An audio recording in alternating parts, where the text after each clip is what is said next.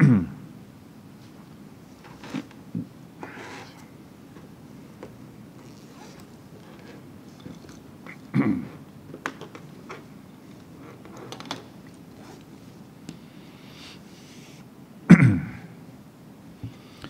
billahi minasyaitonir rajim.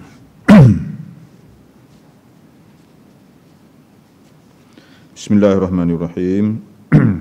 Assalamualaikum warahmatullahi wabarakatuh. Innal hamdalillah nahmaduhu wa nasta'inuhu wa nastaghfiruh wa na'udzu billahi min syururi anfusina wa min sayyiati a'malina may yahdihillahu fala mudilla lahu wa man yudlil fala hadiya lahu wa asyhadu an la ilaha illallah wahdahu la syarika lahu wa asyhadu anna Muhammadan abdullah wa rasuluh amma ba'd. Qala rabbi shrah li sadri wa yassir li amri wahlul 'uqdatam min lisani yafqahu qawli.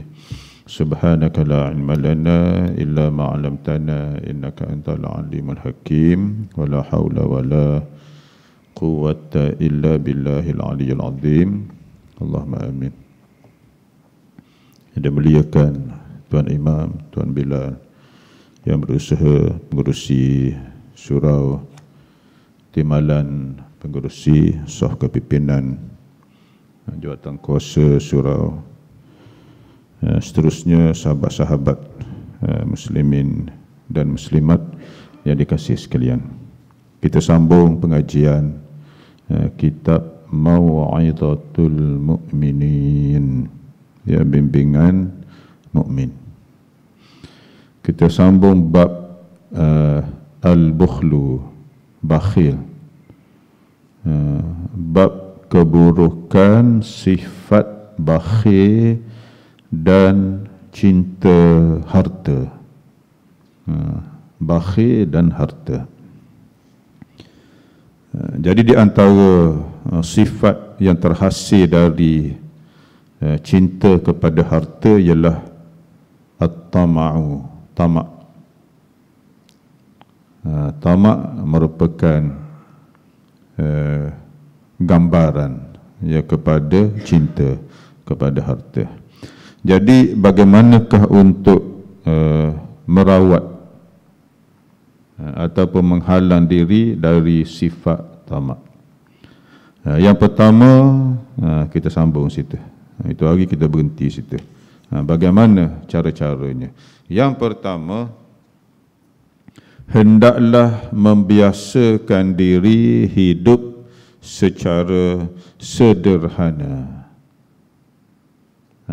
Dan itulah yang terbaik. Walaupun dia mampu hidup lebih daripada itu, tapi memilih sederhana. Dan sederhana itu adalah di dalam hampir semua benda, itulah yang terbaik. Khairul umur awsatuha, sebaik-baik perkara yang di pertengahan, sederhana, tak lebih, tidak kurang. Jadi sederhana itulah yang terbaik. Baik dari segi cara kehidupan, makan, minum, pakai, ibadat, semua benda tu, seperti hampir semua benda lah. Khairul umur awsatuha, sebaik-baik perkara ialah secara sederhana. Dan itulah yang dipuji oleh Nabi sallallahu alaihi wasallam. Dan yang kedua adalah yakin bahawa segala rezeki yang ditentukan oleh Allah Subhanahu wa taala ianya pasti akan diperolehinya. Dia akan dapat rezeki itu. Kalau Allah dah tentu dah dia ni mendapat sesuatu benda, tak ada makhluk yang boleh menghalangnya. Begitu juga kalau Allah dah tentu dah orang tersebut tak dapat, tak ada makhluk yang boleh membantunya untuk memperolehinya. Itu keyakinan kepada takdir Allah Ta'ala. termasuk dalam bab keimanan. Al-imanu bil qada' wal qadar. An tu'mina bil qadri khairihi wa syarrih. Kamu beriman kepada takdir buruk jahat itu, dari segi pandangan kamunya, buruk jahat itu semuanya adalah takdir ilahi Allah Subhanahu wa taala. Yakin begitu. Bukan maknanya tanpa berusaha. Berusaha sebagaimana yang disuruh oleh baginda sallallahu alaihi wasallam.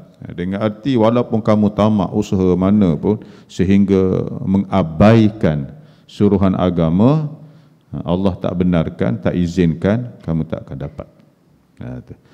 Dan yang ketiga, hendaklah bersifat dengan qanaah. Apa maksud qanaah? Rasa yang Allah beri ini sudah memadai dan bersyukur dengan apa yang ada. Jangan duk tengok apa yang ada di tangan manusia yang lain.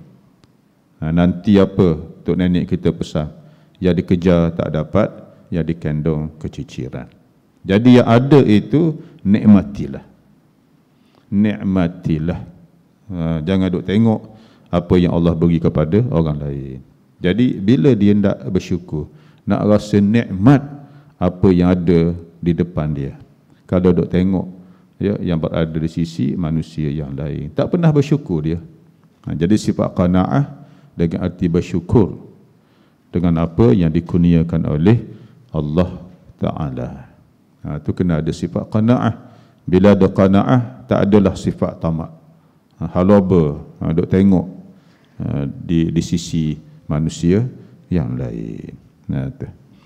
Itu yang ketiga. Yang keempat, hendaklah dia tahu bahawa apa yang ada di sisi golongan yang tidak beriman hanya sementara. Orang kafir yang tidak beriman itu kaya gaya, boleh buat apa saja itu, sementara. Sementara hidup mereka ini, dengan arti kalau mereka mati tidak di dalam keimanan, setakat itu saja. Setakat hidup, mati tak ada apa dah. Kena ingat begitu. Dengan arti dia ini, apa yang dia buat atas dunia, orang yang beriman, dia ni menjadi bekalan di sisi Allah Subhanahu wa taala. Tak boleh banding tu, walaupun sedikit. Tak boleh banding amalan itu dengan apa yang hendak dikurniakan oleh Allah Subhanahu wa taala. Mana dunia ini tak boleh bandinglah dengan amalan yang kita buat. Anugerah daripada amalan. Sebagai contoh yang kita dah sentuh sebelum ni, 2 rakaat solat sunat subuh, rakaat al-fajr khairun minad dunya wa ma fiha aw kama qala. 2 rakaat solat sunat subuh lebih baik daripada dunia dan isinya. Tak ada tandingan. Tak ada tandingan. Jadi nikmat orang tidak beriman, orang ahli maksiat, oh mewahnya dia, nak makan apa saja dapat, nak buat apa saja boleh. Percayalah, janji Allah kepada kita lebih daripada itu lagi. Cuma memerlukan kepada kesabaran masa duk atas dunia ni, as-sabru. Dan sabar itu indah. Indahnya bila kita mati sekarang, baru nampak kecantikan, keindahan dari sifat sabar. Baru syukur kita kepada Allah, ridha kita. Wala saufa yu'tika rabbuka fatarda. Allah akan anugerahkan kepada kamu dan kamu rasa puas hati dengan anugerah Allah Subhanahu wa taala. Barulah kita syukur pada masa itu. Hasil daripada kesabaran. Oh, tidak sia-sia aku sabar atas dunia dulu. Tengok ya, besar anugerahnya di sisi Allah Subhanahu wa taala. Kemudian seterusnya, yang kelima, yang akhir sekali rawatannya, hendaklah disedari harta itu jika banyak boleh menimbulkan fitnah. Jika banyak kaya raya jutawan,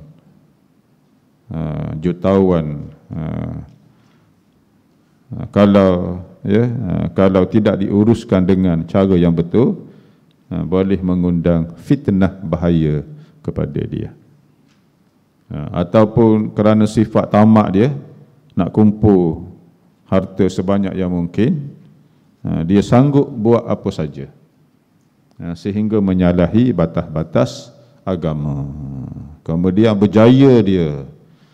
Sesuatu benda yang diperolehi dengan cara tak betul, biasanya akan dibelanjakan ke tempat yang tak betul. Sumbernya dah tak murni dah, jadi dibelanjakan pada tempat yang tidak murni. Lagilah dia ni bergelombang dengan maksiat, kejahatan. Jadi harta banyak kadang-kadang boleh membawa ke arah tu. Itu di antara keburukan dunia, keburukan harta bendanya. Walaupun ada kebaikannya yang kita tidak nafikan. Boleh membantu seseorang kalau dibelanjakan di jalan Allah Ta'ala. Itulah bekalan dia di akhirat. Tapi ramainya begitu, tersesat dengan banyaknya harta benda. Pasal apa? Sumbernya mungkin tak betul dah. Jadi kena ingat, syukur Allah beri, tak adalah kaya. Mungkin bila kaya, sibuk pula, tak sempat nak datang solat berjamaah. Meeting sana, meeting sini, melawat sana, melawat sini, sambut orang tu, sambut orang ni. Kan banyak tu. Dinner sana, dinner sini. Kemudian nak sambut orang besar, dinner lah, ajak dinner, ajak apa-apalah. Mai goh sana, mai goh sini. Sampai petang, maghrib, balik isyak. Bila nak solat berjamaah, nak hadir kuliah maghrib, nak baca Quran. Pasal apa? Disibukkan. Kita bila dah umur 60 ke atas ni, perbanyakkan bekalan, bukan perbanyakkan harta benda. Umur 60 ke atas pun, orang duk sebut kubur dah panggil dah, tapi duk sibuk lagi dengan harta benda. Tak sedar, dilalaikan oleh nafsunya. Nafsunya nak kumpul harta benda. Banyakkan bekalan. Paling lama pun umur kitanya tak sampai 100 lah. Paling lama. Average-nya 60-70. Lebih sikit 80. Jadi ketika itulah kita mengumpul aset untuk ke akhirat. Bukan mengumpul aset di atas dunia untuk kita tinggalkan. Aset di akhirat untuk kita guna bila kita mati kan, untuk kita guna sampai bila-bila tu. Aset yang dikumpul di atas dunia untuk ditinggalkan. Jadi pilihlah mana yang boleh membantu kita di sisi Allah. Bila ingat begitu, dia pun tak adalah nak bakhil, tak adalah hendak tamak halaba. Dia akan buat bekalan yang sebanyaknya. Pada hari itu tak ada guna dah anak pinak harta benda apa semua tu. Melainkan mereka yang datang kepada Allah dengan hati yang tenang.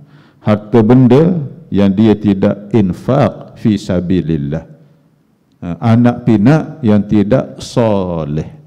Itu maksud la yanfa'u malun wala banun illa man atallaha biqalbin salim. Maknanya anak pinak yang tidak soleh, harta benda yang tidak diinfak fi sabilillah. Adapun anak-anak yang soleh, memberi guna kepada dia, berdoa untuk dia. Harta benda yang dia infak, dia sedekah, itu boleh membantu dia di sisi Allah Subhanahu wa taala. Dia fikir tu, bila fikir tu tak adalah sifat tamak, tak adalah sifat bakhil. Habis bab tu. Itu di antara 5 cara bagi merawat penyakit tamak halaba dan penyakit juga penyakit bakhil. Dan seterusnya, apakah kelebihan sifat pemurah? Sifat pemurah ini ialah sifat al-karam. Al-karam ialah pemurah, kepemurahan. Maknanya lawan dia bakhil lah. Al-bukhlu bakhil. Lawan dia pemurah. Itu lawan dia. Jadi di antara nama-nama Allah yang mulia, yang maha indah ialah Al-Karim. Al-Karim. Karim itu maknanya yang maha pemurah. Jadi kita disuruh supaya meniru sifat Allah Ta'ala, yang pemurah tadi. Jangan bakhil. Jangan kedekut. Sabda Nabi sallallahu alaihi wasallam, riwayat al-Imam Ad-Dailami, khuluqani yuhibbuhum Allah Ta'ala. Ada dua sifat yang Allah cinta. Allah cinta dengan arti cinta pada hamba-Nya. Bila ada kepada kita lah, yang Allah cinta pada hamba-Nya. Yang pertama, husnul khuluq, akhlak yang mulia. Akhlak yang mulia. Yang kedua, was-sakha. Sakhiyun, sakha maknanya pemurah. Dia ni pemurah, dermawan. Pemurah, sifat pemurah. Ini dua sifat Allah kasih. Khuluqani yubghiduhum Allah. Ada dua sifat Allah murka bila sifat ini ada pada hamba-Nya. Su'ul khuluq, akhlak yang buruk, lawan akhlak mulia tadi. Dan yang kedua, wal bukhlu bakhil, lawan kepada as-sakha tadi, kedekut. As-sakha pemurah, al-bukhlu kedekut, bakhil.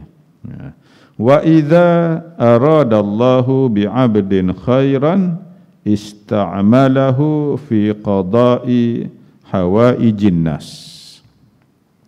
Apabila Allah menghendaki kebaikan untuk hamba-Nya, Allah akan menjadikannya suka menunaikan hajat-hajat manusia. Suka bantu manusia. Suka memberi derma kepada manusia. Suka membantu manusia yang berada di dalam kesempitan, kesusahan. Tangannya ringan. Itu maknanya tanda bahawa Allah hendak kebaikan kepada orang tersebut. Dan inilah di antara manusia yang terbaik di sisi Allah. Khairun nas anfa'uhum linnas atau kama qala. Sebaik-baik manusia yang paling memberi manfaat kepada manusia yang lain. Dia suka bantu, suka tolong. Orang nak apa keperluannya, dia suka bantu, suka tolong. Jadi sama ada dari segi material, harta benda, barang keperluan, makan minum, ataupun dari segi moral, bantu beri nasihat, bantu mengajar. Itu juga di antara maksud memberi bantuan. Tidak kedekut ilmu, tidak kedekut kemahiran dia. Bukan ilmu agama saja, semua ilmu yang berguna. Tidak kedekut, maknanya pemurah. Dia mungkin tak ada harta benda nak bantu dari segi material, tapi dia ada skill, ada kemahiran, dia boleh bantu, boleh hajar. Juga di antara yang dipuji oleh Allah Ta'ala. Maknanya dia ni tanda Allah hendak kebaikan kepada orang tu. Jadi kita tengok kita ni suka bantu orang ke tidak, ataupun diam seorang je. Kedekut ilmu, kedekut harta benda, maknanya dia ni belum lagi sampai kepada tahap yang dicintai oleh Allah Subhanahu wa Ta'ala. Jadi sifat itu sifat pemurah. Sifat pemurah yang disukai oleh Allah Subhanahu wa Ta'ala. Sabda Nabi sallallahu alaihi wasallam riwayat al-Imam At-Tabrani, inna min mujibatil maghfirah badlut ta'am wa ifsya'us salam wa husnul kalam. Di antara perkara perkara yang menyebabkan keampunan Allah Ta'ala. Mana bila kita buat benda ni, Allah akan beri keampunan. Itu mujibati al-maghfirah. Yang pertama, badlut ta'am. Dia ni suka buat jamuan, beri makan minum kepada orang yang memerlukan, kepada fakir miskin. Dan suka buat jamuan, beri makan minum ini besar pahala dia. It'amut ta'am, di dalam sebuah hadis yang lain disebut sebagai it'amut ta'am, buat jamuan, beri makan, terutamanya kepada orang yang lapar, orang yang dahaga, fakir miskin. Dia beri makan kepada orang tak fakir miskin pun besar pahala. Apatah lagi kepada golongan yang benar-benar lapar, yang dahaga, yang wakaf apa tempat air itu, besar pahala. Orang dahaga minum, binatang pun boleh minum, besar pahala di sisi Allah Subhanahu wa taala. Letak satu mesin, mesin air filter tu, orang pun datang surau minum, siapa datang singgah minum, letak di tempat awam, siapa-siapa boleh minum, besar pahala dia. Termasuk dalam kategori it'amut ta'am ataupun bazlut ta'am. Maknanya disebut makanan dengan arti minum juga termasuk. Pasal orang makan, dia pasti ada minum lah. Nampak? Bila minum, kadang-kadang tak ada makanan. Ini minuman ni. Minuman ada tom yam ke, ayam percik ke, tak ada. Tapi bila ada makanan, orang buat kenduri kendara, pasti ada minuman. Jadi dia sebut makan, ada minuman, termasuk. Besar ganjaran di sisi Allah. Jadi sifat yang pertama yang mendapat pengampunan di sisi Allah, beri makan minum. Yang kedua, wa ifsya'us salam, menyebarkan salam. Dari segi makna asal, assalam ialah assalamualaikum. Assalamualaikum. Orang pun jawab waalaikumsalam.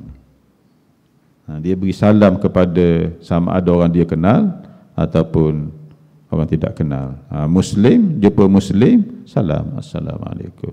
Jumpa waalaikumsalam. Ataupun dengan arti assalam, jaminan keselamatan, keamanan, kesejahteraan. Orang nampak dia pun orang rasa selamat. Berbanding dengan seseorang tu, orang nampak dia dah gemetar, takut dah, sembunyi. Masalah dia. Takut dia pukul ke, takut dia curi ke, takut dia uguk ke. Masalah dia kalau begitu. Orang nampak kita seronok, rasa selamat, rasa secure. Maknanya kita di sisi Allah, mana tanda di antaranya. Aman, sejahtera. Dan yang ketiga, wa husnul kalam, ucapan dia baik, bicara dia tu lunak, bicara dia murni. Orang dengar pun seronok, padahal dia duduk tengah marah pun orang dengar pun tidak, orang boleh dengar. Lunak bahasanya. Kalau duduk marah, guna bahasa sumpah seranah, itulah warna sebenar dia. Di antara kita nak kenal seseorang, kita tengok masa dia marah, apa wakab yang keluar dari mulut dia. Kalau keluar jenis segala binatang dia sebut, itulah warna sebenar dia. Orang yang bicaranya bagus, walaupun marah pun dia boleh kontrol. Dia tak keluarkan semua wakab yang dihafal. Itu yang dicintai, yang boleh maghfirah di sisi Allah. Maknanya tuan dia mendapat keampunan di sisi Allah Subhanahu wa taala. Itu tiga sifat yang boleh mendapat keampunan. Sabda Nabi sallallahu alaihi wasallam, hadis al-Imam At-Tirmizi dan Ad-Darqutni ya rahimahumallah, innas sakhiyya qaribun minallah wa qaribun minan nas, qaribun minal jannah, ba'idun minan nar. Orang yang pemurah ianya dekat kepada Allah, dekat di sisi manusia. Orang sukalah, dia pergi mana-mana pun orang sebut nama dia. Dan bukan tu, dia bukan nak cari sebutan, tapi dah begitu. Zahir manusia suka kepada orang yang pemurah, dekat di sisi manusia, dekat kepada syurga. Dekat kepada syurga, maknanya dia mati tu, bangkit di akhirat, masuk syurga. Pasal apa tak masuk syurga sekarang? Pasal duk hidup lagi. Mati je, bangkit di mahsyar, masuk syurga. Dekat kepada syurga dan jauh dari neraka. Di antaranya berkat dari doa-doa orang yang dibantunya. Orang fakir miskin, dia terima sedikit, syukur dia, berdoa dia untuk kita, berdoa kebaikan. Jadi kitanya berkat dengan berkat doa fakir miskin. Doa al-fuqara wal masakin. Doa pasal apa? Kebaikan yang kita holot itu sedikit sahaja. Rupa-rupanya kebaikan yang kita holot itu manfaatnya untuk kita sendiri. Kita yang lebih banyak mendapat manfaat, bukan fakir miskin tu. Di antara madah yang kita dapat, manfaat yang kita dapat ialah di akhirat kelak. Lagi besar ganjaran Allah berbanding kita holo berapa sen saja, tapi kita dapat ganjaran Allah lebih besar berbanding itu. Doa fakir miskin. Jadi kita pun berkat, hampir ya kepada Allah Ta'ala. Dan sebaliknya, wa innal bakhila ba'idun minallah, ba'idun minan nas, ba'idun minal jannah, qaribun minan nar. Sementara orang yang bakhil, yang kedekut, dia ni jauh daripada Allah, jauh dari manusia. Kalau orang ingat sebut nama dia pun, sebut nama, oh kedekut mamak tu, kan buruk tu. Kedekut mamak tu, orang tahu dia ni ada kaya raya, ada wang ringgit, ada harta benda, tapi tak beri apa, tak holo apa, tak bantu apa. Kalau bantu pun sedikit, sedikit. Orang tahu dia ni kaya, orang masih kata apa lagi, oh kedekut. Jauh dari manusia. Ba'idun minal jannah, jauh dari syurga Allah Ta'ala, dan hampir kepada neraka. Tengok amaran Nabi sallallahu alaihi wasallam. Wa jahilun makhiyun ahabbu ilallah min alimin bakhil. Orang jahil, orang tak ada ilmu, tapi dia pemurah, lebih dicintai di sisi Allah berbanding orang yang alim tetapi kedekut.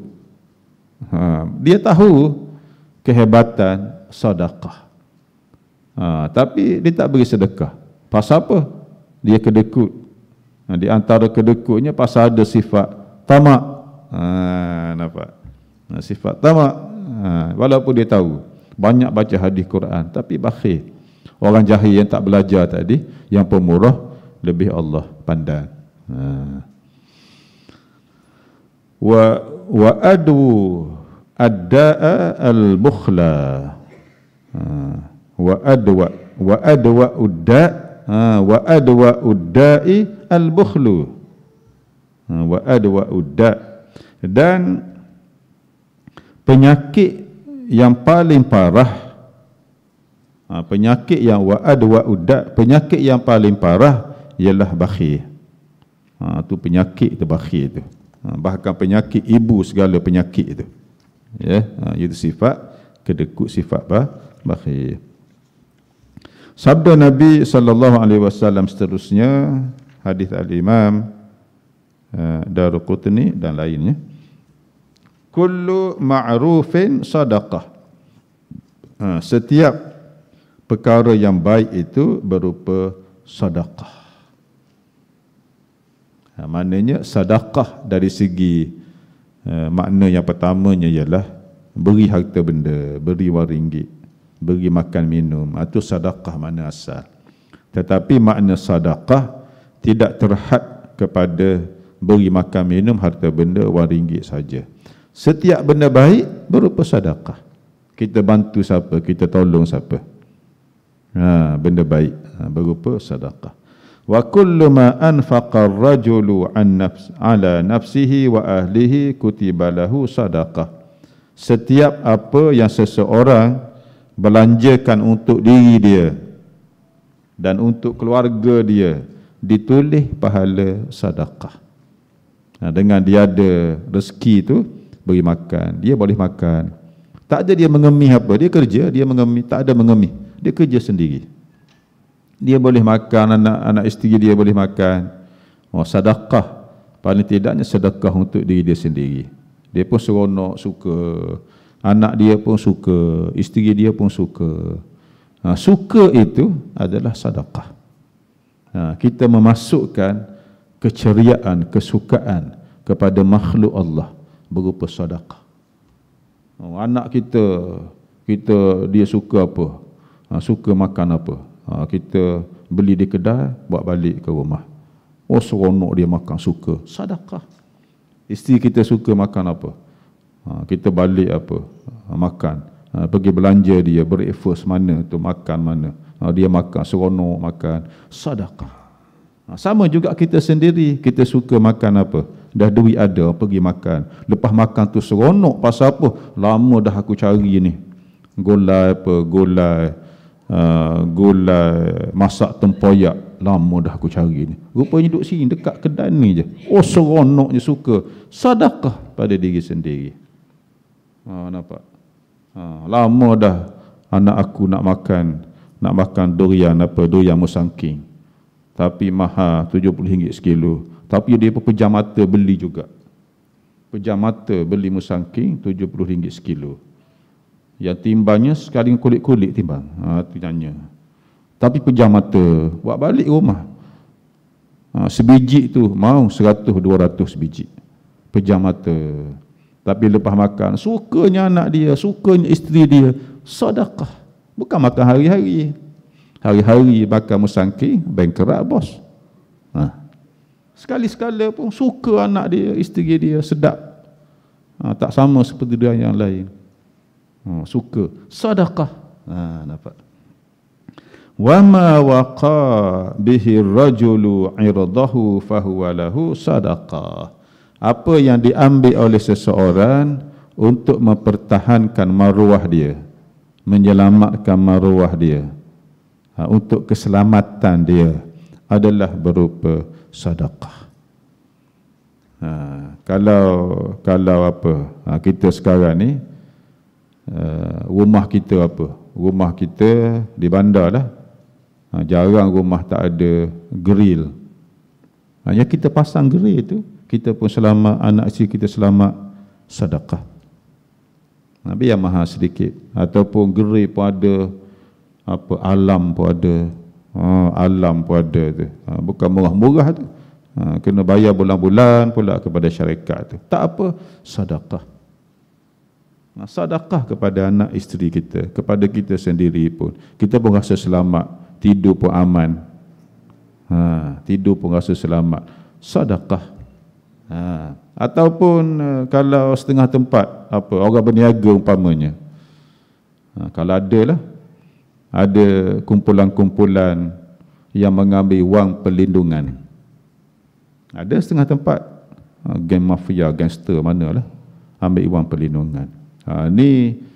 Ini tempat ini gua punya. You mau niaga, you bayar. Bayar. Kita bayar sedekah. Kalau tidak, kita tak selamat. Boleh bayar. Dari segi hukumnya, dari segi undang-undang dan sebagainya, itu soal lain. Boleh bayar untuk keselamatan. nak jaga. Seperti dia bayar alam, buat geri, buat apa. Sedekah. Dia dengan Allah tu, berdosalah dia, menimbulkan suasana ketakutan kepada siapa-siapa. Berdosa. Dia berdosa dengan Allah. Kita untuk menyelamatkan diri kita, kalau tak bayar, dia akan pengapakan kita, kita boleh bayar. Dan bayar itu walaupun terpaksa, jadi sedekah. Dapat pahala kita. Nampak? Wa ma anfaqa ar-rajulu min nafaqatin fa'ala Allahi khalfuha. Apa yang seseorang itu belanja di jalan Allah, Allah akan ganti balik. Yang pastinya Allah ganti bila? Di akhirat kelak. Yang kita duk makan benda halal, kita pun seronok. Anak isteri kita makan seronok, jiran tetangga kita panggil siapa makan, kita belanja siapa makan. Allah ganti semula di akhirat benda yang lebih hebat daripada yang kita duk belanja sahabat kita, yang kita beri makan minum kepada anak isteri kita. Allah ganti pula di akhirat dengan pahala anugerah yang lebih hebat, yang lebih besar. Tengok. Jadi bila kita yakin begitu, tak adalah nak kedekut. Yang kita belanja tu tak habis sekadar begitu sahaja. Dia mengalir, bersambung masuk ke dalam kubur pahalanya. Tak adalah sifat kedekut. Tidak sia-sia apa yang kita sumbangkan itu. Jadi jalan Allah Subhanahu wa taala. Sabda Nabi sallallahu alaihi wasallam, kullu ma'rufin sadaqah. Tadilah lafaz tadi. Setiap benda yang baik berupa sedekah. Wadalu 'alal khair kafa'ilihi. Yang menunjuki ke arah kebaikan. Diajar orang buat baik, ataupun diajar orang buat sesuatu benda kebaikan. Ajar sembahyang, ajar puasa, ajar ambil wuduk, ajar Al-Quran. Latih akhlak yang mulia. Ajar skill-skill, kemahiran yang boleh membantu dia untuk hidup. Maknanya kalau ada pahala seperti orang yang melakukan tu, dia dapat pahala. Orang tu baru nak belajar surah Al-Fatihah, nak belajar baca Quran, nak belajar ambil wuduk.